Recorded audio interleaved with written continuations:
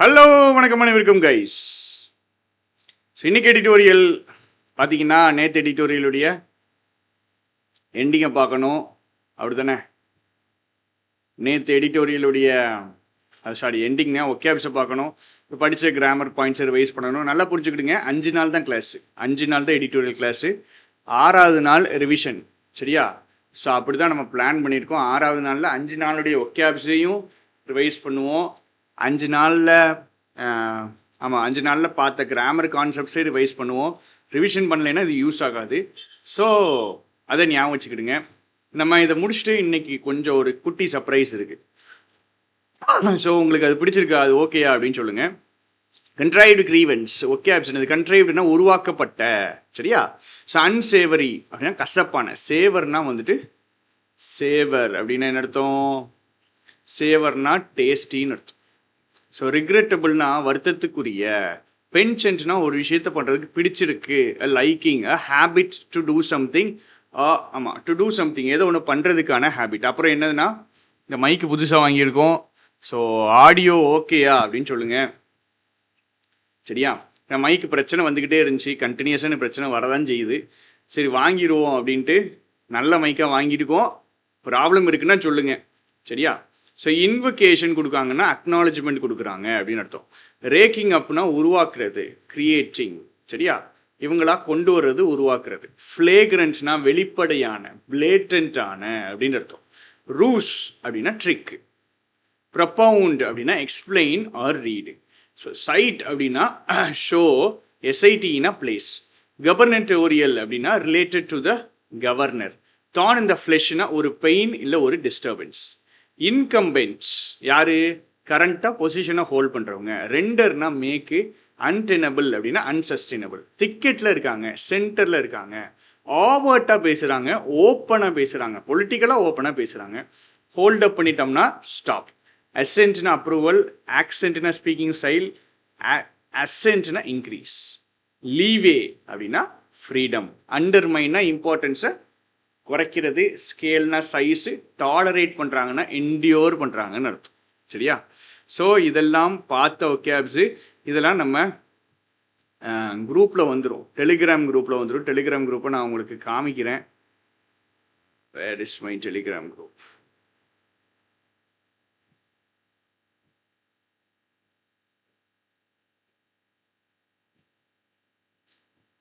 இந்தா இருக்குது. இதுதான் நம்ம டெலிகிராம் குரூப்பு. ஸோ நீங்கள் ஜாயின் பண்ணிட்டீங்க அப்படின்னா உங்களுக்கு பிடிஎஃப் கொடுத்துருவாங்க. ஏற்கனவே நான் நேற்றுள்ள பிடிஎஃப்லாம் போட்டுட்டேன். ஸோ இதெல்லாம் அவங்க கேட்ட டவுட்ஸு. நேற்று பிடிஎஃப் இந்த இருக்குது. எங்கே இந்த இருக்குது பிடிஎஃப் போட்டுட்டேன். சரியா? ஸோ கண்ட்ரைவ்டு கிரீவன்ஸ், வாட்டர் ஓர்ஸு 6வது நாள் ஒகேப்ஸு. இது 7வது நாள் ஒகேப்ஸ், அதாவது ஜான் 7க்குரிய ஒகேப்ஸு படித்தாச்சு. இதுவும் பிடிஎஃபாக வந்துடும். சரியா? சர்ப்ரைஸ் என்ன அப்படின்னா இதுதான். ஸோ இன்றைக்குடைய எடிட்டோரியல் எப்படி ரெடி பண்ணியிருக்கோன்னு பாருங்கள். உங்களுக்கு ஒகேப்ஸ் இருக்கும். ஒகேப்ஸ் எப்படி இருக்கும் அப்படின்னா இப்படி இருக்கும். மீனிங் இருக்கும், சென்டென்ஸ் இருக்கும், சினோனிம்ஸ், ஆன்டோனிம்ஸ் இருக்கும். Meaning, sentence, synonyms, antonyms. சரியா? இப்படி இருக்கும். அதை தாண்டி நாம் எக்ஸ்ட்ராவாக என்ன பண்ணியிருக்கோம் அப்படின்னா, இது முடித்த உடனே உங்களுக்கு சம்மரி இருக்கும். இந்த எடிட்டோரியலுக்கான சம்மரி இருக்கும். ஸோ சம்மரியை நீங்கள் பார்த்துக்கலாம். அதுக்கப்புறம் என்ன இருக்கும்? இன்ஃபரன்ஸ் பேஸ்ட் ஆர்சி கொஸ்டின் ஒரு 5 கொஸ்டின் இருக்கும். ஸோ இந்த எடிட்டோரியல் முடிஞ்ச உடனே நீங்கள் என்ன பண்ணுறீங்க? இந்த 5 ஆர்சி கொஸ்டினுக்கு கடன் கீழே கமெண்ட் பண்ணிடுறீங்க.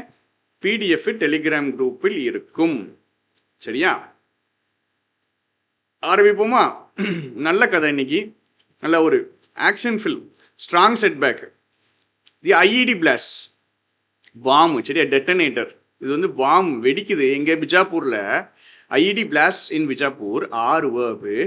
ஐஇடி பிளாஸ்ட் தான் சப்ஜெக்ட். இது the act of a flailing insurgency. Flailing insurgency என்னது? Flailing insurgency. ஃப்ளைலிங்க்கு மீனிங் கீழே இருக்குது. சரியா? ஃப்ளைலிங்கிற வார்த்தை திருப்பி வந்துச்சு. ஃப்ளைலிங், வேர் இஸ் ஃப்ளைலிங்? இன்சர்ஜென்சி அப்படின்னா என்னது? கலகம். கலகம்னா என்னது? சண்டை போடக்கூடிய, கவர்மெண்ட்டை எதிர்த்து பேசுறாங்க, இல்ல இருக்கக்கூடிய ஒரு எஸ்டாப்ளிஷ்டான ஒரு அட்மினிஸ்ட்ரேஷன் எதிர்த்து பேசுறாங்கன்னா அதுக்கு பேர் இன்சர்ஜென்ட், ரிவால்ட், இன்சர்ஜென்ட், மியூட்டினி அதெல்லாம் வரும். ஃப்ளைலிங்னு அர்த்தம் லாஸ் ஆஃப் கண்ட்ரோல்,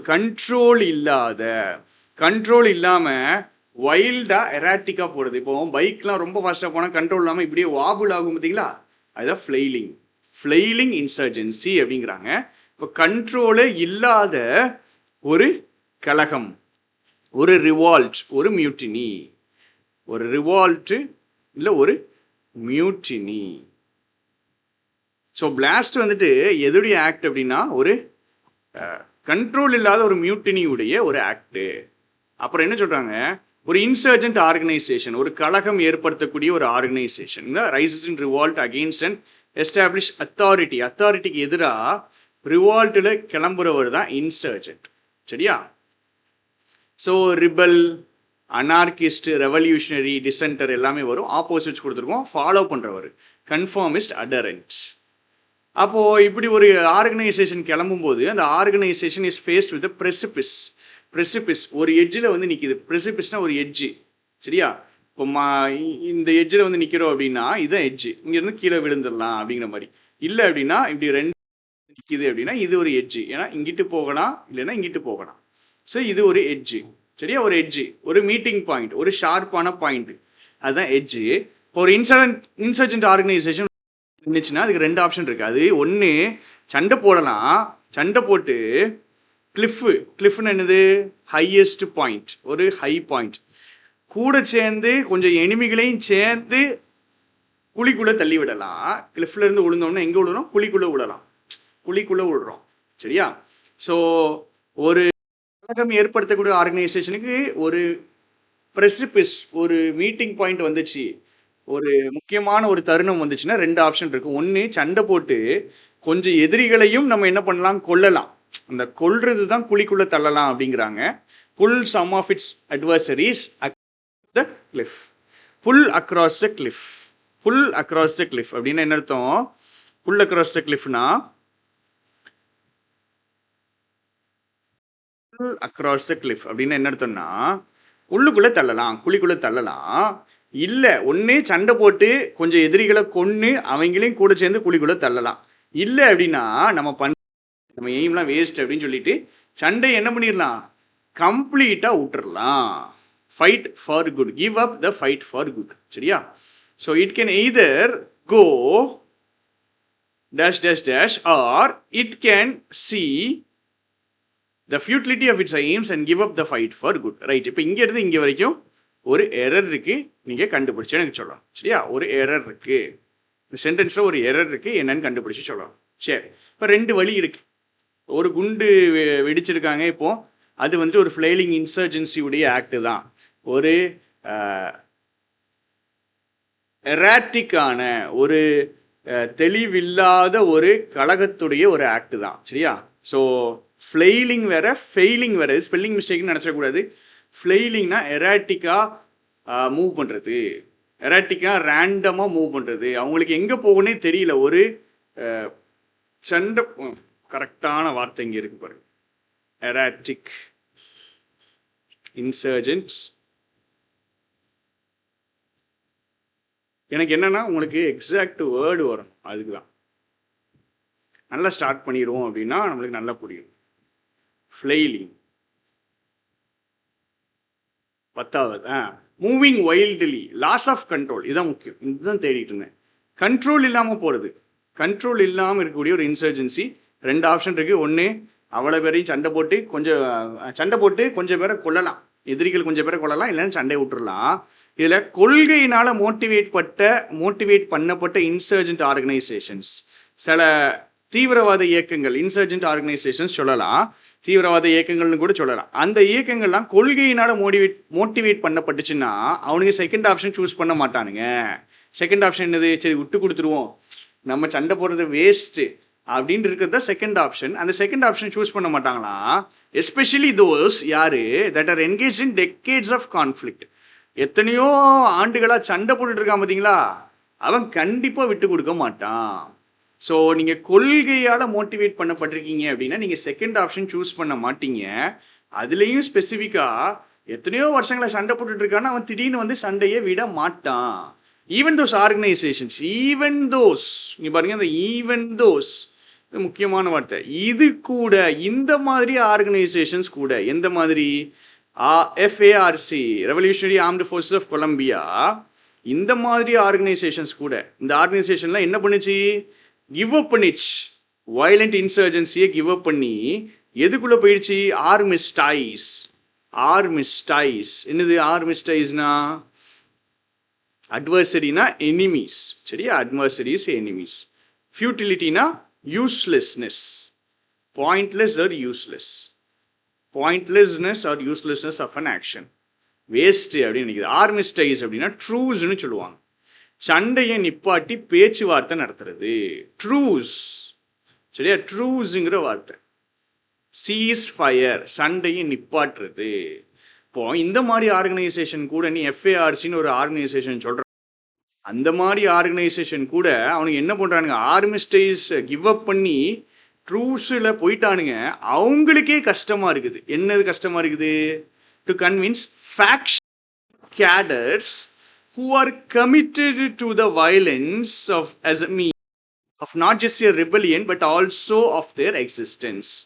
இப்போ இந்த டோட்டல் ஆர்கனைசேஷன் சரண்டர் ஆகி பேச்சுவார்த்தையில் ஈடுபடுது. ஆனா அவனுங்களுக்கே ஒரு விஷயம் என்ன கஷ்டமா இருக்கு, அந்த பெரிய குரூப்புக்குள்ளே சின்ன குரூப் இருக்கும் பார்த்தீங்களா, அதுதான் ஃபேக்ஷன். ஃபேக்ஷன்னா ஒரு பெரிய ஆர்கனைசேஷன்ல இருக்கக்கூடிய ஒரு சின்ன சின்ன குரூப்ஸ், அதுதான் ஃபேக்ஷன்ஸ் அப்படிங்கிறது. இந்த இருக்கு பாருங்க, small organised groups within a larger group often with differing views. So பெரிய ஆர்கனைசேஷன், அதாவது தலைமை, கட்சியுடைய தலைமை வந்துட்டு என்ன பண்ணுது, முடிவெடுக்குது, சண்டையை நிப்பாட்டிடலான்னு முடிவெடுக்குது. ஆனால் சில இளைஞர்கள் இருக்காங்கன்னு வச்சுக்கிடுவோம், இளைஞர் அணியில் ஒரு குரூப் இருக்கானுங்க, அவனுக்கு என்ன பண்ணுறாங்க, எதுக்குடா சண்டையெல்லாம் நிப்பாட்டணும், சண்டையெல்லாம் நிப்பாட்ட முடியாது அப்படின்ட்டு சண்டை போட போகிறாங்க அப்படின்னா இவங்க தான் ஃபேக்ஷன். ஸோ ஒரு பெரிய குரூப்புக்கு உள்ள இருக்கக்கூடிய ஒரு சின்ன குரூப்பு டோட்டல் லீடர்ஷிப்புக்கு ஒத்து வராம வேற வியூஸோட இருக்கிறது, அதான் ஃபேக்ஷன் அப்படின்ட்டு. வேற வார்த்தை கிளீக், கோட்டியேரி, கோட்டியேரி, ஃபேக்ஷன், கிளீக், கோட்டியேரி எல்லாமே குரூப்பு. என்ன குரூப்பு, ஒரு பெரிய குரூப்புக்கு உள்ள சண்டை போட்டுட்டு நீங்க சொல்றதை கேட்க மாட்டோம்னு இருக்கக்கூடிய ஒரு சின்ன குரூப். இப்போ இந்த பெரிய குரூப்பு சரண்டர் ஆயிட்டு, ஆனால் அந்த சின்ன குரூப்பை கன்வின்ஸ் பண்ண முடியல. எதுக்கு, ஏன் அவன் ஃபுல்லாகவே இந்த சின்ன குரூப்பு கமிட்டடாக இருக்கான். எதுக்கு, ஏன்னா சண்டை தான் போடுவேன், வயலன்ஸில் தான் இருப்பேன், வயலன்ஸுக்கு நான் கமிட்டடாக தான் இருப்பேன்னு ஒரு ஃபேக்ஷன் கிளம்பிடுது எஃப்ஏஆர்சிக்குள்ள. இவனுக்கு சொல்கிறானுங்க, எதுக்கு திரும்ப இவனுக்கு சண்டை போடுறானுங்க, ஏன்னா இவனை சண்டை போடுறது ஒரு ரிபெல்லியனுக்காக மட்டும் இல்லை, ஒரு இன்சர்ஜென்சிக்காக மட்டும் இல்லை, அவங்களுடைய அடையாளத்துக்காகவும் அவங்களுடைய வாழ்வாதார, அவங்க இருக்கிறதுக்கு ஒரு, நான் எதுக்கு உயிரோடு இருக்கேன் அப்படிங்கிறதுக்கு ஒரு காரணமாகவும் சண்டை போடுறாங்க. இப்போ இவனுங்க பெரிய குரூப்பு சரண்டர் ஆயிட்டு, ஆனால் சின்ன குரூப்பு சரண்டர் ஆகலை. ஏன் சரண்டர் ஆகலைன்னு சொல்கிறாங்க பாருங்க, இந்த சின்ன குரூப்பை கன்வின்ஸ் பண்ண முடியல. சின்ன குரூப்பு சண்டை தான் போடுவேன் அப்படின்னு கமிட்டடாக இருக்காங்க. சண்டை ரீசன் என்னன்னா, சண்டைக்காக மட்டும் இல்லை, ரிபெலியனுக்காக மட்டும் இல்லை, நாங்கள் வாழ்றது எங்களுடைய எக்ஸிஸ்டன்ஸுக்காக, as a means of not just rebellion but also as a means of their existence. இது ரெண்டு காரணத்துக்காகவும் சண்டை போட்டே தீருவேன்னு நினைக்கிறான். ஸோ இது ஜென்ரலாக ஒரு psychology of a insurgent group. இப்போ முதல்ல இது வந்துட்டு நியூஸ், சரிங்களா, ஒரு ஃப்ளைலிங் இன்சர்ஜென்சியுடைய ஒரு ஆக்ட், ஒரு லாஸ் ஆஃப் கண்ட்ரோல் இருக்கிற ஒரு இன்சர்ஜென்சியுடைய ஒரு ஆக்ட் அப்படின்னு சொல்றாரு, சரிங்களா. அதுக்கப்புறம் நேராக ஒரு ஜென்ரல் கதைக்கு போயிடுறாரு. ஒரு கலகம் ஏற்படுத்தக்கூடிய ஒரு இன்சர்ஜென்ட் ஆர்கனைசேஷன் இருந்துச்சுன்னா, ஒரு பிரச்சனை வந்துச்சு, ஒரு எட்ஜுக்கு வந்துட்டாங்கன்னா ரெண்டு ஆப்ஷன், சண்டை போடலாம் இல்லை விட்டு கொடுக்கலாம். ஐடியாலஜிக்கலி மோட்டிவேட்னா அவங்க விட்டு கொடுக்க மாட்டாங்க. அதில் ஒரு ஸ்பெசிஃபிக் எக்ஸாம்பிள் வேறு சொல்கிறாரு, இந்த மாதிரி ஆர்கனைசேஷன் விட்டு கொடுத்துட்டு ஆனால் அவனுக்குள்ளே இருக்க சின்ன சின்ன குரூப் கூட சண்டை போடுறாங்க அப்படிங்கிறாங்க. ஸோ இன்சர்ஜென்ட் அப்படின்னா சண்டைக்கு ரிவால்ட்டுக்கு போகக்கூடிய ஒருத்தர் இல்லை ஒரு ஆர்கனைசேஷன். அட்வர்சரிஸ் அப்படின்னா எனிமீஸ், சரியா. ஃபியூட்டிலிட்டினா யூஸ்லெஸ்னஸ், ஆர்மிஸ்டைஸ், ட்ரூஸ், சண்டையை நிப்பாட்டுறது. ஃபேக்ஷன்னா கிளீக் ஆர் கோட்டியேரி, ஒரு பெரிய குரூப்புக்குள்ளே இருக்கக்கூடிய ஒரு சின்ன குரூப், ஆனால் அந்த சின்ன குரூப்புக்கு கருத்து வேறுபாடு இருக்கு, சரியா. இப்போ அடுத்து வராங்க, இப்போ அந்த டோட்டலான ஜென்ரல் ஸ்டோரி முடிஞ்சிட்டு ஃபர்ஸ்ட் நியூஸ் இருந்துச்சு. நியூஸுக்கு அப்புறம் ஒரு ஜென்ரல் ஸ்டோரி போட்டிருக்கானுங்க. ஜென்ரலா ஒரு இன்சர்ஜென்ட் குரூப் எப்படி இருக்கும் அப்படின்னு போட்டிருக்கானுங்க. அடுத்த கதை எங்க போகுது அப்படின்னு பாரு.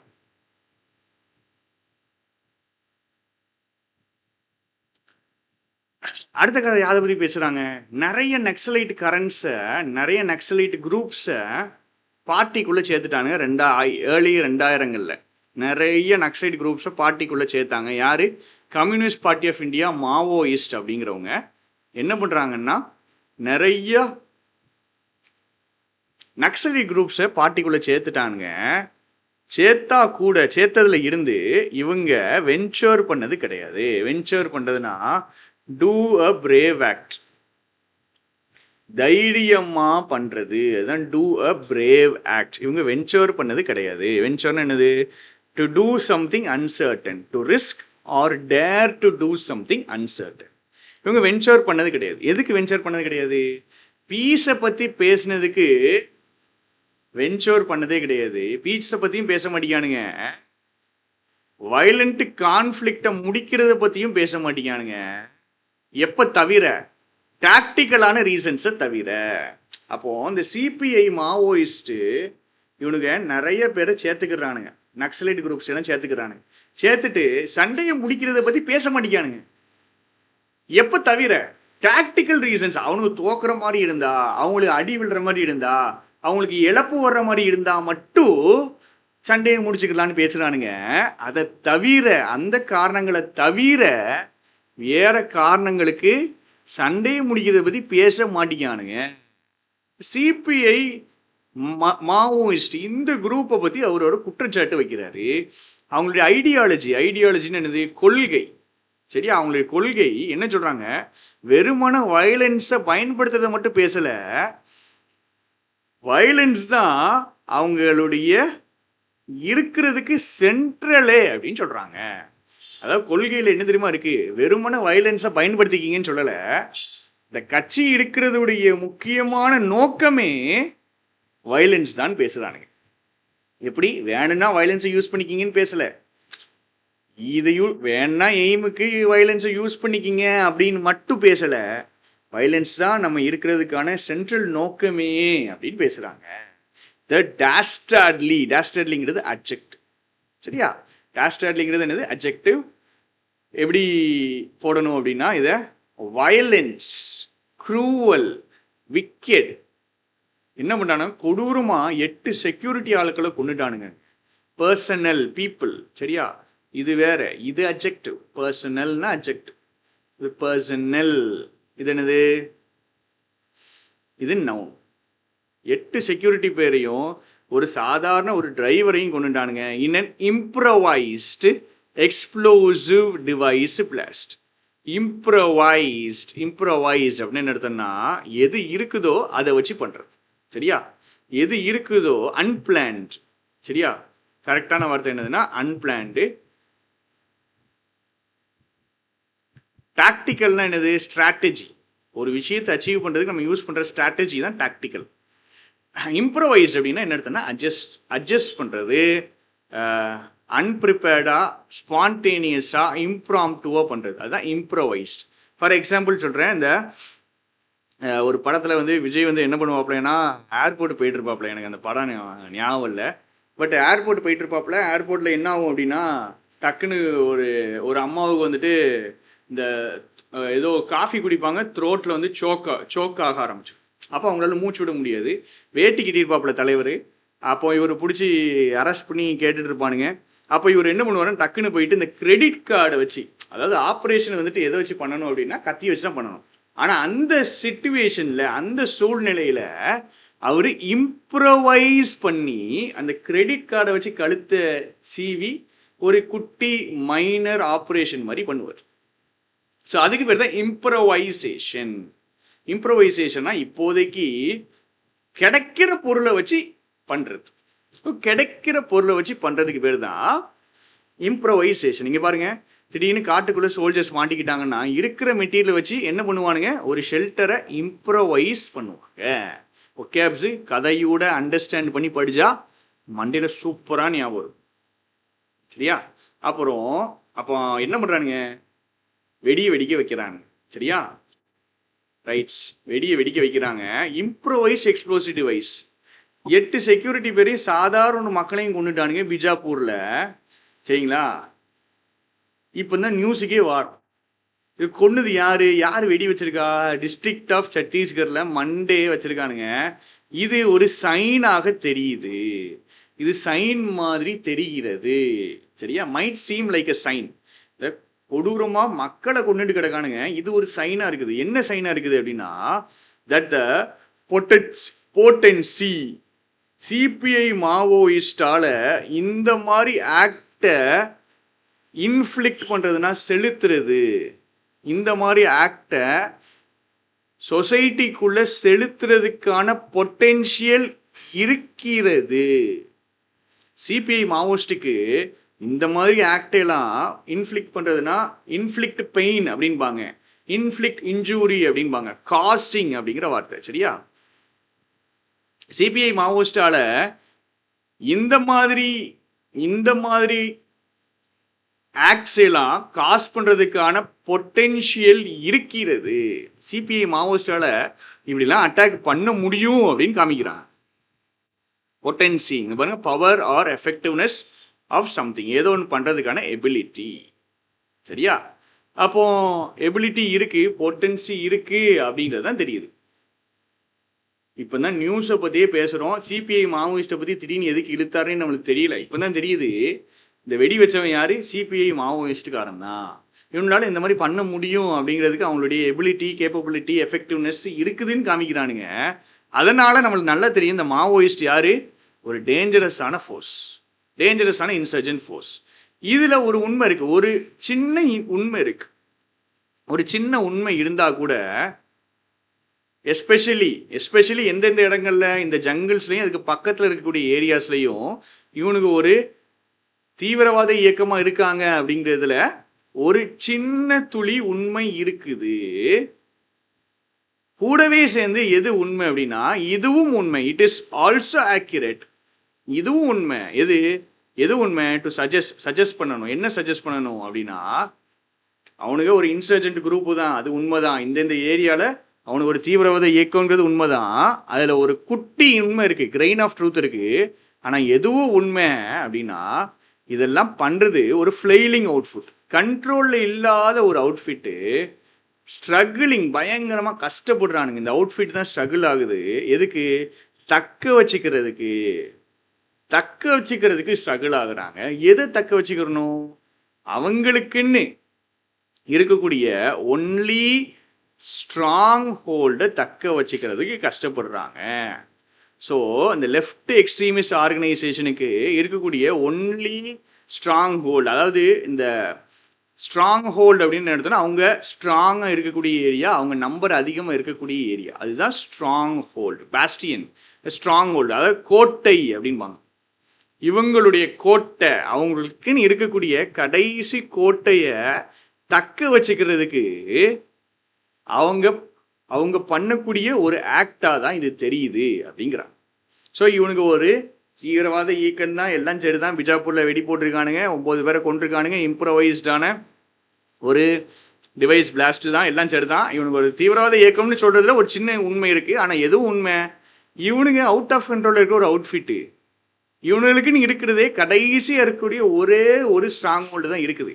அதை தக்க வைக்கிறதுக்கு ஸ்ட்ரகிள் ஆகக்கூடிய ஒரு குரூப் தான் இவனுங்க அப்படிங்கிறார். அப்ப என்ன சொல்றாரு? இவனுக்கு ஒன்றும் பெரிய ஆட்கள்லாம் கிடையாது, பெரிய ஐசிஸ் மாதிரி பெரிய இயக்கம்லாம் கிடையாது. சப்ப பயிலுக இவங்களுக்கு கடைசியா ஒரே ஒரு இடம் தான் இருக்குது, அதை தக்க வச்சிருக்கு இவ்வளவு கஷ்டப்பட்டுட்டு கிடக்கானுங்க அப்படின்னு பேச வர்றாரு. சரியா? சரி, அப்போ எப்படி கதை போகுது பாருங்க. ஃபர்ஸ்ட் நியூஸு, அப்புறம் ஜென்ரல் ஸ்டோரி, அப்புறம் சிபிஐ மாவோயிஸ்ட் ஹிஸ்டரி. அப்புறம் என்ன பண்றாரு தலைவர், அந்த ஆத்தர் என்ன பண்றாரு, இந்த நியூஸையும் இந்த சிபிஐ மாவோயிஸ்ட் இவனுக்கு தான் இந்த குண்டுக்கு காரணம் அப்படிங்கிறதையும் இது ரெண்டையும் ஜாயின் அடிச்சு சொல்றாரு. ரெஸ்பான்சிபிள் யாரு அப்படின்ட்டு, இவனுக்கு தான் ரெஸ்பான்சிபிள், இவனுக்கு தான் குண்டு போட்டிருக்கானுங்க அப்படின்ட்டு. அப்புறம் என்ன சொல்றாரு, நாம எடுக்க வேண்டிய ஆக்ஷன்ஸ். சரிங்களா? சிபி ஹிஸ்ட்ரின்னு சொல்லிட்டு நியூஸையும் சொல்லிட்டு நாம என்ன பண்ணணும். இவனு ஒன்றும் பெரிய குரூப் கிடையாது, இவனெல்லாம் ஒன்றும் அந்த அளவுக்குலாம் பெரிய ஆட்கள் கிடையாது, இவனுக்குன்னு இருக்கிறது ஒரு சின்ன இடம் தான் அப்படிங்கிறாரு. சரி, எல்லாம் ஓகே. இப்போ செகண்ட் பேராகிராஃப் வருவோம். இப்போ தான் அனாலிசிஸ் பண்ண போறாரு. ஸோ செக்யூரிட்டி பர்சன்ஸ் செத்துட்டானுங்க இங்க டிஸ்ட்ரிக்ட் ரிசர்வ் கார்டில் இருக்கிறவங்க and Bastar fighters of the Chhattisgarh police. So செத்தது வந்துட்டு சாவு வந்துட்டு கண்டிப்பாக ஒரு செட்பேக் தான், ஒரு டிஃபிகல்ட்டி தான், ஒரு என்னது ஒரு ஒரு கஷ்டம்தான். செட்பேக் அப்படின்னா ஒரு தடை தான். சரியா? இது கண்டிப்பாக ஒரு தடை தான். இதுக்கு ஆன்டி மாவோயிஸ்ட் ஆப்ரேஷன்ஸ் நிறைய பண்ணுறாங்க, அதுக்கு ஒரு தடை தான். ஏன்னா 8 பேரை கொண்டுட்டாங்க அப்படிங்கிறது. இந்த ஆன்டி மாவோயிஸ்ட் ஆப்ரேஷன்ஸ்லாம் ஸ்பீடு பிக்கப் ஆயிடுச்சு. ஸ்பீடு பிக்கப் ஆகி முக்கியமான மாவோயிஸ்ட் கேடர்லாம் செத்துட்டு கிடக்கானுங்க. மற்ற ட்ரைபல் பீப்புளும் சண்டையில் மாட்டிக்கிட்டு சாவுறாங்க. இப்போ சாவுறது யாருன்னு பாருங்க. இங்கிட்டு போலீஸ்காரங்க சாவுறாங்க, அங்கிட்டு மாவோயிஸ்ட் கேடர் சாவுறாங்க, கூடவே சேர்ந்து மற்ற ட்ரைபல் மக்களும் சாவுறாங்க அப்படிங்கிறாரு. அப்போ டெத்ஸை பற்றி பேசுகிறாரு. ஆக்ஷன்ஸ், என்னென்ன ஆக்ஷன் எடுக்கணும், அவனுக்கு எப்படிப்பட்டவனுங்க, இந்த குரூப் எப்படிப்பட்டது, ரெஸ்பான்சிபிளுக்கு அப்புறம் நாம் வாட் கைண்ட் ஆஃப் குரூப்னு போட்டுக்கிறோம். வாட் ஆக்ஷன்ஸ் வேண்டாம், யார் ரெஸ்பான்சிபிள்னு சொல்லும் போது அப்புறம் எக்ஸ்பிளைனிங் த குரூப் யார், இவனுக்கு என்ன அப்படின்ட்டு. அப்புறம் நேராக செகண்ட் பேராகிராஃப் எங்கே போகிறாரு, டெத்ஸுக்கு போகிறார். டெத்து என்னதுலாம் டெத் இருந்துச்சு, சாவு இருந்துச்சு, எத்தனை பேர் செத்தானுங்க. 2024 இத்தனை இன்சர்ஜன்ஸ் செத்துட்டானுங்க. ஆனால் செக்யூரிட்டி ஃபோர்ஸஸில் எத்தனை பேர், 24 பேர் தான் செத்துருக்காங்க. அப்போ இத்தனை தீவிரவாதிகள் செத்துட்டாங்க, செக்யூரிட்டி ஃபோர்ஸஸ் இவ்வளோ பேர் செத்துட்டானுங்க, சாதாரண மக்கள் 80 பேர் செத்துட்டானுங்க. இப்போ பாருங்க என்னென்ன நடக்கு பாருங்க. இவனுக்கு 2 பேர் அடிபடுறதுல நடுவில் மக்கள் கஷ்டப்படுறாங்க. 8 கேஷுவாலிட்டிஸ் 2025 2025 ஸ்டார்டிங், அதான் ஜனவரி 6, அப்பவே 8 பேர் சாவடிச்சிட்டாங்க அப்படிங்கிறது. இது ஒரு பெரிய ஒரு blow and one of the severest losses of security forces in recent years. இது ஒரு பெரிய ஒரு சிவியரான லாஸ்ல ஒன்று அப்படிங்கிறாங்க. Right, okay. இப்போ டெத்ஸை பற்றி பேசிட்டாங்க. ரைட்டு, சின்ன ஆர்கனைசேஷன் சொல்கிறீங்க, இந்த குரூப்பை பற்றி பேசியாச்சு, எத்தனை பேர் செத்தான்னு சொல்கிறீங்க, எப்படி இதை வந்துட்டு எக்ஸிக்யூட் பண்ணானுங்க, ஃப்ளோவை புரிஞ்சுக்கிடுங்க. ஃபர்ஸ்ட் நியூஸை சொன்னார், ஜென்ரலாக வந்துட்டு இன்சர்ஜென்சி குரூப்பு ஜென்ரல் ஸ்டோரி சொன்னார், சிபிஐஎம் எப்படி இந்த மாவோயிஸ்ட்டை சேர்த்தாங்க அப்படின்ட்டு உள்ள சொன்னார். அதுக்கப்புறம் அவனுக்கு தான் இதுக்கு காரணம்னாங்க. இந்த குரூப் ரொம்ப சின்னதாக தான் இருக்குன்னாரு. டெத்தெல்லாம் எப்படி நடந்துச்சுன்னு பேசினாரு. இப்போ எக்ஸிக்யூஷன் பேசுகிறாரு. நிறைய எக்ஸ்ப்ளோசிவ் வெடிகுண்டு வச்சுருக்கானுங்க. அப்புறம் கேமோஃப்ளேஜ்னா ஹிடன், உங்களுக்கு தெரியும் கேமோஃப்ளேஜ்னா. சரிங்களா? அந்த ஆர்குமெண்ட் ட்ரெஸ் எல்லாம் பார்த்தீங்கன்னா அந்த green colour, greenish yellow colour தான் இருக்கும். ஏன்னா அந்த இலைகள் கூட அது வந்துட்டு மறைஞ்சு தெரியும் அப்படிங்கிற கேமோஃப்ளேஜ். நம்மளுக்கு தெரியும் கெமிலியான் வந்துட்டு கேமோஃப்ளேஜ் தான் பண்ணும். சரி, ஏன்னா கலரோட கலராக இருக்கும், அப்போ நம்மளுக்கு கண்ணு தெரியாது. அப்போ இவனு குண்டு வைக்கிறது எல்லாமே கேமோஃப்ளேஜ் நேச்சராக வைக்கிறானுங்க. ஹெவியாக எக்ஸ்ப்ளோசிவ்ஸை யூஸ் பண்ணுறானுங்க. இது எதை சஜஸ்ட் பண்ணுது அப்படின்னா, மாவோயிஸ்ட் ரொம்ப நாள் அதை பிளான் பண்ணிட்டு இருந்திருக்கானுங்க. இந்த மாதிரி ஒரு அட்டாக் 2023 டாண்டிவாடாவில் தான் நடந்திருக்கு. இதுக்கு நீ ஜர்க் அப்படின்னா சடன் இம்பல்சிவ் ரியாக்ஷன், யோசிக்காமல் எடுக்கிறது, அதுதான் நீ ஜர்க் ரியாக்ஷன். சடன் இம்பல்சிவ்னா சடன் தான். சரியா? Sudden impulsive reaction. இவ்வளோ பேர் சுட்டுட்டானுங்க, இவ்வளோ பேர் செத்துட்டானுங்க, அதுவும் ஜனவரியிலே செத்துட்டானுங்க, வருஷ தொடக்கத்திலே 8 பேரை சாவடிச்சிட்டானுங்கன்னு சடன் ரியாக்ஷன் என்னது, தீவிரமாக்கிடுவானுங்க. Security forces தீவிரமாக்குறானுங்க ஆப்ரேஷனை. எவன் கல்பிரிட்னு ஐடென்டிஃபை பண்ணி இவன் விளான்னு இதில் இந்த கல்பிரிட்டெல்லாம் இவனுங்க ஐடென்டிஃபை பண்ணுறானுங்க. நீஜக் ரியாக்ஷன் நடக்குது. அதோடைய விளைவு என்ன தெரியுமா? அதோடைய விளைவு என்னது ரொம்ப அழகாக பேசியிருக்காரு. இதனால யார் டார்கெட் ஆவாங்க அப்படின்னா, அப்பாவி சிவிலியன்ஸும் டார்கெட் ஆவாங்க. ஏன்னா முன்னாடி பார்த்துட்டு இருக்கோம், இவனுக்கு 2 பேர் சண்டை போடுறதுல சாவுறது யார் சாவுறா கூட சேர்ந்து, சிவிலியன்ஸ் சாவுறாங்க. அவனுங்க 8 பேரை போட்டுட்டு போயிட்டானுங்க. இவங்க என்ன பண்ணுவாங்க, யோசிக்காம டக்குன்னு இன்டென்சிஃபை பண்ணுங்கடா, தீவிரமாகுங்கடா, சண்டையை தீவிரமாகுங்கடான்ட்டு கல்பிரிட் ஐடென்டிஃபை பண்றோம் அப்படின்ட்டு சொல்லுவாங்க. ஆனா கூடவே சேர்ந்து யாரும் டார்கெட் ஆவா அப்படின்னா இன்னசென்ட்டான சிவிலியன்ஸும் சாவாங்க. அப்போ இது வந்துட்டு அவர் நல்லதா சொல்லலை. நீஜக் ரியாக்ஷன் எடுக்கிறது நல்லதா அவர் சொல்லலை. என்ன சொல்றாரு, நீ வந்துட்டு செக்யூரிட்டியை இன்க்ரீஸ் பண்ணுறது தவிர்க்க முடியாது, இன்னெவிட்டபிள், தவிர்க்க முடியாது. கரெக்டு தான். நீங்கள் செக்யூரிட்டியை இன்னெவிட்டபிள் தான், செக்யூரிட்டியை ஸ்டெப் அப் பண்ணுறது, இன்க்ரீஸ் பண்ணுறது தவிர்க்க முடியாது தான். எதை கன்சிடர் பண்ணும்போது இவனுக்கு வந்துட்டு வைலன்ஸை கிவ் அப் பண்ணவே மாட்டிக்கானுங்க. அப்சர்வ்னா கிவ் அப். இவனுக்கு வந்து வைலன்ஸை கிவ் அப் பண்ண மாட்டிக்காங்க அப்படிங்கிற ஃபேக்டை கன்சிடர் பண்ணும்போது நீ வந்துட்டு செக்யூரிட்டியை ஏற்று கரெக்டு தாங்க, ஒன்றும் பிரச்சனை இல்லை. ஆனால் இந்த செக்யூரிட்டி பர்சனும் கவர்மெண்ட்டும் should not get carried away அப்படின்னா acting in emotion without thinking. யோசிக்காம இமோஷனலா நீங்க செயல்பற்றக்கூடாது. எதுல? திருப்பி அடிக்கிறதுல நீங்க பாட்டுக்கு யோசிக்காம இமோஷனலா செயல்பட்டு கொஞ்சம் சிவிலியன்ஸை கொண்டுட்டீங்கன்னு வச்சுக்கிடுங்க. அதாவது பாயிண்ட் என்னது? இந்த மாவோயிஸ்ட் குரூப்பை தான் சாவடிக்கணும், ஆனால் கூடவே சேர்ந்து 2024 சிவிலியன்ஸ் செத்துட்டு இருக்காங்க. ஸோ அந்த சிவிலியன்ஸ் ஆகுறது நம்மளுக்கு இருக்கக்கூடாது. 8 பேர் அவன் முதல்ல சாவடிச்சுட்டான் January 6. இப்போ இவனுங்க பயங்கர தீவிரமாக்கி மாவோயிஸ்ட்டை கொல்லுவாங்க, அது அக்செப்டட். ஆனால் கூடவே சேர்ந்து இன்னசென்ட் சிவிலியன்ஸும் டார்கெட் ஆவாங்க. ஏன்னா நம்மளால என்ன பண்ணுறாங்க? தீவிரமாக பண்ணுறாங்க. ஸோ யோசிக்க மாட்டேங்காங்க, சடன் இம்பல்சிவ் ரியாக்ஷன் பண்ணுறாங்க. நீங்கள் செக்யூரிட்டியெல்லாம் ஏற்றுங்க, அவனுங்க வயலன்ஸை விட்டு கொடுக்கல, கரெக்டு தான், செக்யூரிட்டி ஏற்றுங்க. ஆனால் நீங்கள் இமோஷனலாக நடந்துக்கிட்டு நீங்கள் திருப்பி அடிக்கிறதுல சிவிலியன்ஸை டார்கெட் பண்ணீங்க அப்படின்னா என்ன நடக்கும் அப்படின்னா, நீங்கள் சிவிலியன்ஸை டார்கெட் பண்ணீங்கன்னா இந்த மாவோயிஸ்டுடைய ப்ரொப்பகேண்டா இருக்குல்ல, ப்ரொப்பகேண்டானா ஃபேக் இன்ஃபர்மேஷன். மாவோயிஸ்ட் இந்த தீவிரவாத இயக்கம், இந்த மாவோயிஸ்ட் தீவிரவாத இயக்கம் இவனுக்கு என்ன, எப்படி தீவிரவாதிகளா ஆகுறாங்க? யார் இந்த தீவிரவாதிகள் அப்படின்னா, ரெப்ரஷன் அப்படின்னு என்ன அர்த்தம்னா ஒடுக்கப்படுறது. சரியா? ஒடுக்கப்படுறது, கண்ட்ரோல், ஒடுக்கப்படுறது. மாவோயிஸ்ட் ஒரு ஃபேக் இன்ஃபர்மேஷன், ஒரு அவங்களுக்கு தேவையான ஒரு இப்போ நீங்க வந்துட்டு உங்களுக்கு ஒருத்தர் பிடிக்கவே இல்லை, அப்போ நீங்க என்ன பண்ணுவீங்க? இவனுக்கு என்னைக்கா பிரச்சனை வரட்டும் பார்ப்போம் அப்படின்னு வெயிட் பண்ணிட்டு இருப்பீங்க. அவனுக்கு ஏதாவது ஒரு சின்ன பிரச்சனை வந்தோடனே அதை அப்படியே ஊதாகரமா பெருசாகி, பாருங்க மக்களே இவன் இப்படிதான் இதுதான் அப்படின்னு சொல்லுவாங்கல்ல, அதான் propaganda, falls fake information spread பண்றது. ஸோ மாவோயிஸ்ட் ப்ராப்பகேண்டா என்ன தெரியுமா? எஸ், ஸ்டேட்டு உங்களை கண்ட்ரோல் பண்றான், ஸ்டேட் உங்களை ஒடுக்கி வச்சிருக்கான் அப்படின்னு மாவோயிஸ்ட் ப்ராப்பகேண்டாவுக்கு நீங்க பண்றது would play right into the hands. அப்படின்னா ஃபேவரபிளா மாறிடும். நீங்க பாட்டுக்கு அவன் 8 பேரை கொண்டுட்டான்னு அவசரப்பட்டு சண்டையில இறங்கிடுவீங்க, கூட சேர்ந்து கொஞ்சம் சிவிலியன்ஸை கொண்டுருவீங்க. ஏற்கனவே மாவோயிஸ்ட்காரன் என்ன சொல்றான்? கவர்மெண்ட்டும் உனைய பத்தி கண்டுக்கிறது இல்லை, கவர்மெண்ட் உனைய கண்ட்ரோல் பண்றான், உன்னை ரெஸ்ட்ரிக்ட் பண்றான், உன்னை ஒடுக்குறான் அப்படின்ட்டு மாவோயிஸ்ட்காரன் சொல்றதுக்கு நீங்க சிவிலியன்ஸ் கொள்றதே ஃபேவரபிளா மாறிடும். இப்போ இவனுக்கு அவசரப்பட்டு மக்களையும் சேர்த்து கொண்டுட்டாங்கன்னா என்ன ஆகும்? மாவோயிஸ்ட் சொல்றது கரெக்ட் அப்படிங்கிற மாதிரி ஆயிடும். ஏன்னா மாவோயிஸ்டுடைய ப்ரொபகேண்டா என்னது?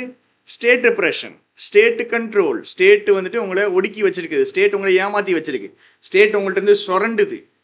அப்படி சொல்ற அந்த மாவோயிஸ்ட் ப்ரொபகேண்டாவுக்கு இவங்களே ஃபேவரபிளா பண்ற மாதிரி ஆயிரும். இப்போ பேசிக் என்ன சொல்றாரு? அவன் கொண்டுட்டான்னா அவசரப்படாதீங்க, யோசிச்சு பண்ணுங்க, இமோஷனலா நடந்துக்கிறாதீங்க, நீஜக் ரியாக்ஷன் வேண்டாம். ஏன்னா மக்கள் செத்துருவாங்க, மக்கள் செத்துட்டாங்கன்னா மாவோயிஸ்ட் ப்ரொபகேண்டா இன்னும் ஸ்ட்ராங் ஆயிரும். இது ரொம்ப டெம்ப்டிங்காக தான் இருக்கு. நம்மளுக்கு வந்துட்டு டெம்ப்டிங்னா வந்துட்டு உங்களுக்கு தெரியும், டெம்ப்ட் பண்றதுன்னு என்னது? பண்ண தூண்டுவது. சரியா? தூண்டுவது, ஒரு ஆக்ஷன் பண்றதுக்கு தூண்டுவது. நம்மளுக்கு டெம்ப்டிங்காக தான் இருக்கு. என்னது? இந்த மாவோயிஸ்டே அப்படியே கம்ப்ளீட்டா அழிச்சிருவோம் அப்படிங்கிறது நம்மளுக்கு ஒரு மாதிரி ஒரு தூண்டுதலாக தான் இருக்கு. மிலிட்ரியை வச்சு அவ்வளோ பேரையும் அழிச்சிருவோம் அப்படின்னு சொல்றதுக்கும் செய்யறதுக்கும் ஒரு தூண்டுதலாக தான் இருக்கு, டெம்ப்டிங்காக தான் இருக்கு. இப்படிதான் என்ன பண்ணியிருக்காரு யூனியன் மினிஸ்டர்? அதுதான் ப்ராமிஸ் பண்ணியிருக்காரு. நீங்க ஃபுல்லா அழிக்கிறது இந்நேரத்துக்கு உங்களுக்கு டெம்ப்டிங்கா தான் இருக்கும். ஆனா எது வைஸ் அப்படின்னா, சிவில் சொசைட்டி ஆக்டர்ஸை பிடிச்சி, அதாவது சமூக நீதி போராளிகள் இருப்பாங்கள்ல, சொசைட்டிக்குன்ட்டு பேசக்கூடியவங்க, சொசைட்டியுடைய நல்லதுக்காக பேசணும்னு நினைக்கிறவங்க, அந்த சிவில் சொசைட்டி ஆக்டர்ஸை பிடிச்சி நீங்கள் சண்டையை நிப்பாட்டி சண்டையை முடிவு கொண்டு வாங்கங்கிறார். ஆத்தர் செமையா பேசுறாரு. அவனை கொண்டுட்டானுங்க, நீ திருப்பி போய் அடிச்சுக்கிட்டா நீ திருப்பி கண்டிப்பாக சிவிலியன்ஸ் எவனையா கொண்டுருவேன். அவன் அதை பெரிய நியூஸ் ஆக்கி அவன் இன்னும் வளரதான் செய்வான், அவனுடைய ப்ரொபகண்டா வளரதான் செய்யும். உனக்கு கொல்லணும்னு தான் பயங்கரமாக டெம்டிங்காக இருக்கும்னு எனக்கு புரியுது. ஆனால் வயசான விஷயம் என்னன்னா சீஸ் ஃபயர் பண்ணுறது தான், சண்டையை முடிங்க அப்படின்னு பேசுறாரு.